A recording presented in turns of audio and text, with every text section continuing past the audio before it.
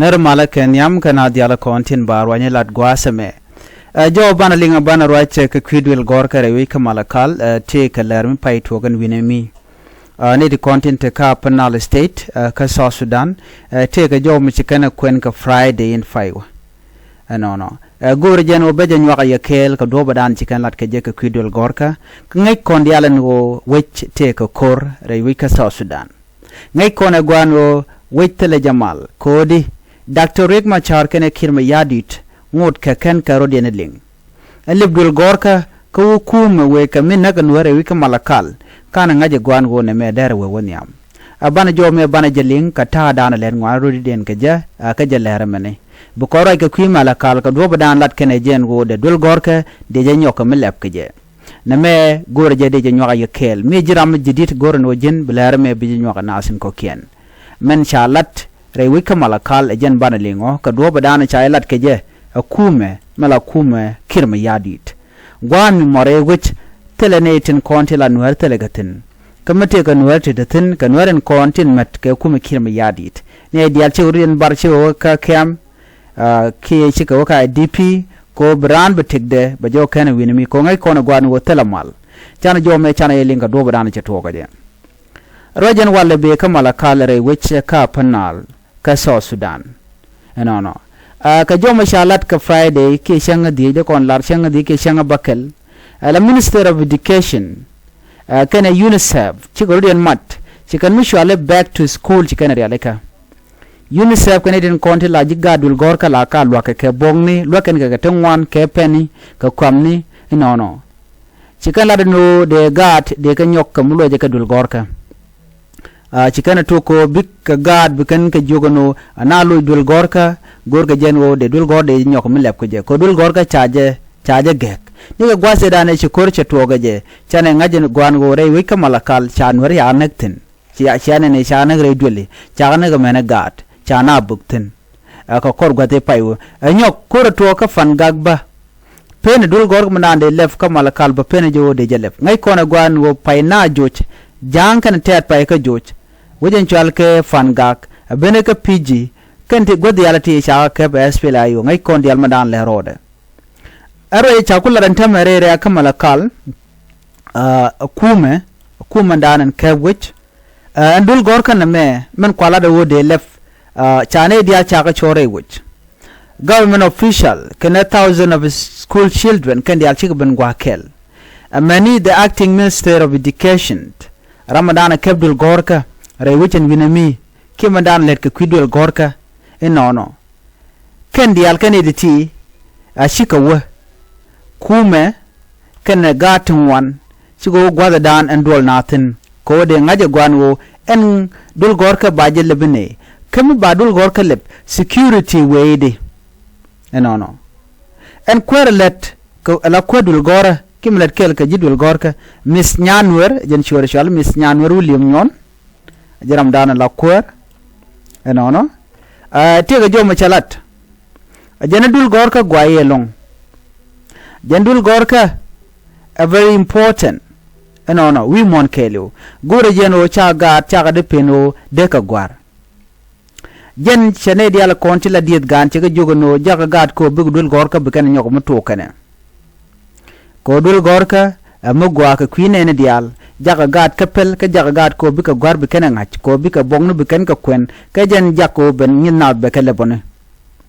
a jen ne ti dit ne dial ne ti dit ne di tieni amane tin konan ta ka boom ne konten cha daga kor no kan ena ran kan ne to gora mal gor jen o der ti dul gorka mita dul gorka tela mal so ko kujamo jogane dial no de kan dul gorka de kan tok re wech kamalakal cha jo mo cha jalat ne dial de ga gat kien de kan ganang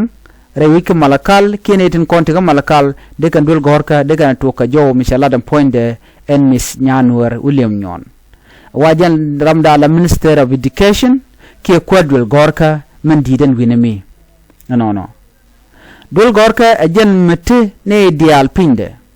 ko je nongo pal point nongo siang shop nyuga na do de na ro ganga de ka jot so ko kujamo gwayen wo de dul gorka de jelef ka jawo danen chalat gwasameni ka jordan mishalat ramishal ke Mr. Oliver dio je queer UNICEF ke jome che jelad ne ngwa dan dol natin ajana minne ana gat e chigaro moy ke school uniform ajana mugwalong la gad bula ja ngeje gwanu ci dream de ki man go de la let no che tek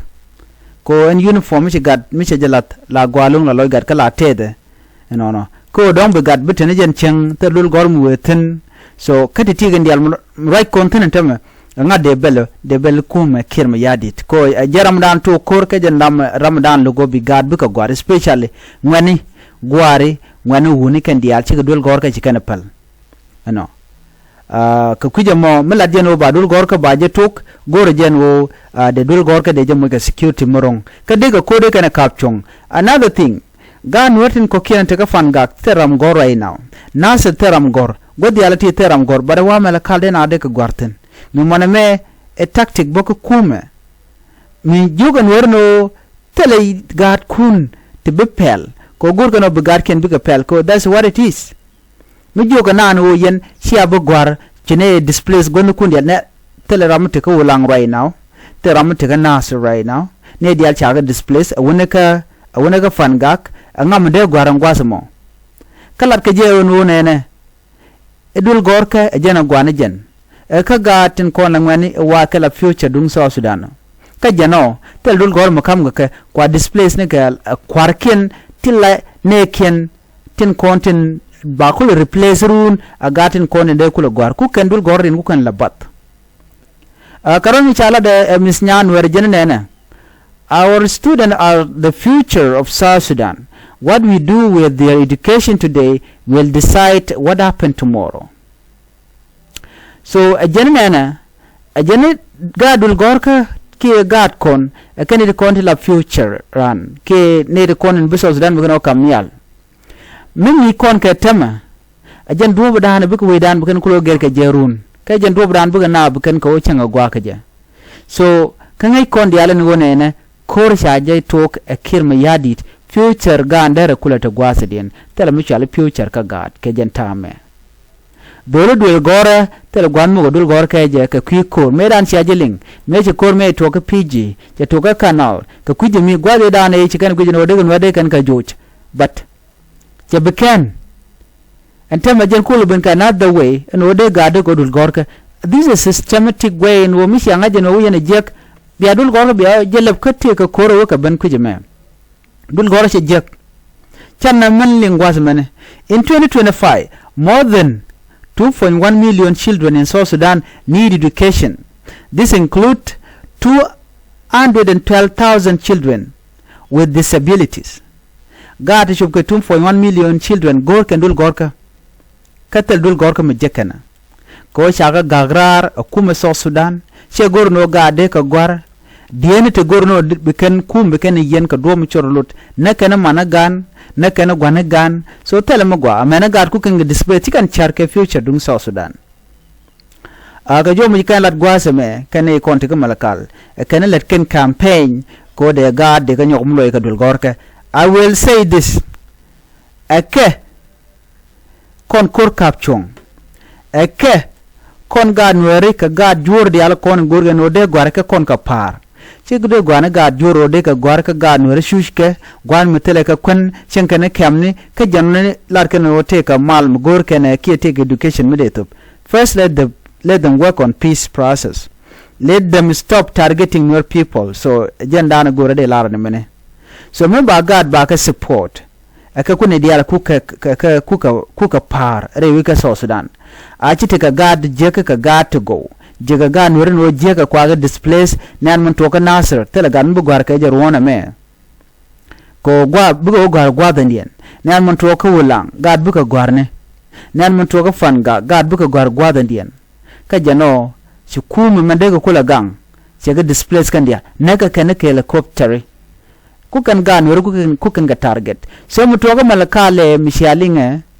so no te ka dul gorka me de lef ka kwigan walchi ka gan Nuer gan ga jo chi gan jo kamni chi gan ga displace ka kantine ken ko malakal by the way gen state man kwal cho greater penal state man kula te ka kantine tin konente pinde te nasirtin te mayutin te longchuktin kantin dialati nasirtin so kana ko ken de pinton so wala dialti cha ka yar kan diala kum ken me yadit so no bi mal be ben ki be gad bu dul gorka be beje long but janana chalat waken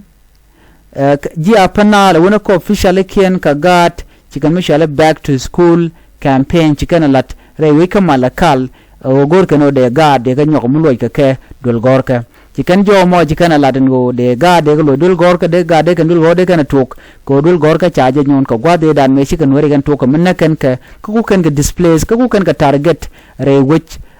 ka malakal antama short kan no aga loy ke jok aga bu gwar ko kala future dung so sudan jo me gor jen wo de janyak ke yakel gorno bi nyane ko ken biata kamal bye bye